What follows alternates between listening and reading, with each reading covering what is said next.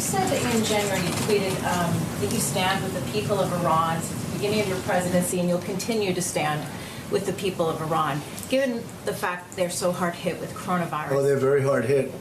But they're would very you hard consider hit. In a lot of ways, they're hard hit. They're hit with their economy, with their military, and with, obviously, the virus. They're very hard hit. Would you consider easing sanctions to allow medical supplies to get in? Well, they haven't even asked us to do that. Okay? But we know that sanctions hit the people, not the government. You know what? They haven't even asked us to do that.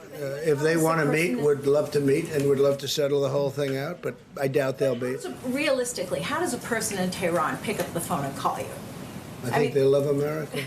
I think the Iranians love America.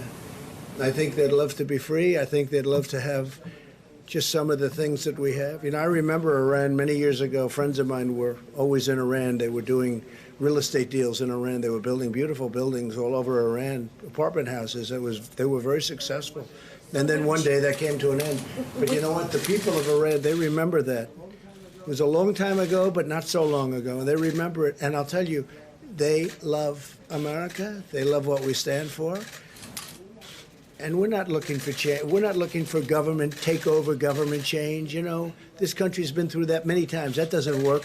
People, would you encourage other countries who are maybe concerned about? No, but what I did, what I did is, you know, I put it out very publicly with respect to Iran. I said if they need help with respect to the virus, we'd love to send. We have the greatest medical professionals in the world. We'd love to send. What countries are you encouraging, perhaps, to lend their support? Because there are many countries that feel. I'm not encouraging or discouraging.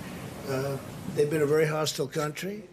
They made a deal that President Obama should have never made. It was a short-term deal, giving them $150 billion, giving them $1.8 billion in cash. Green, fill up this room 5 times. Do you have a moral responsibility? No, nobody's even asked me about it. I have a moral responsibility to help them if they ask. If they needed help, I would certainly consider different things. The United Nations says they need help. Well, that's up to the United Nations. I'm talking about us. And what happens is if they wanted help, because they have a very big case of virus, a very, very big case, one of the worst on earth, if you believe what you're reading, and I happen to believe what I see and what I know. And if they wanted help, we'd give them help.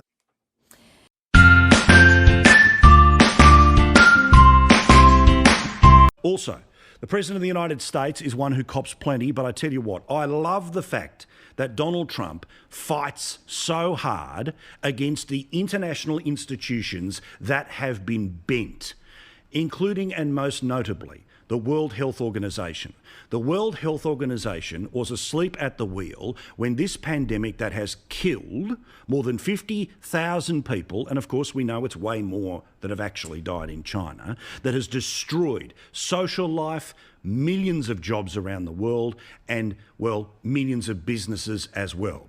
He's decided that America won't be funding the World Health Organization until it realigns to not being one that puts out tweets praising China and doesn't become a group like we've shown you on this program that pretends Skype connections don't work when you bring up subjects that China doesn't like Taiwan. Here's the President making a very clear America First decision that I think the rest of the world should follow. We're going to put a hold on money spent to the WHO. We're going to put a very powerful hold on it, and we're going to see. It's a great thing if it works, but when they call every shot wrong, that's no good. Is the time to freeze funding to the WHO during a pandemic? No, maybe not. I mean, I'm not saying I'm going to do it, but we're going to look at it. You did say that. We give a tremendous, no, I didn't. I said we're going to look at it. We're going to investigate it. We're going to look at it. But we will look at ending funding. There has to be consequences. In the same way there has to be consequences about the Ruby Princess, there has to be consequences for the World Health Organization for getting it so wrong and looking the other way when the world pays them to be paying attention.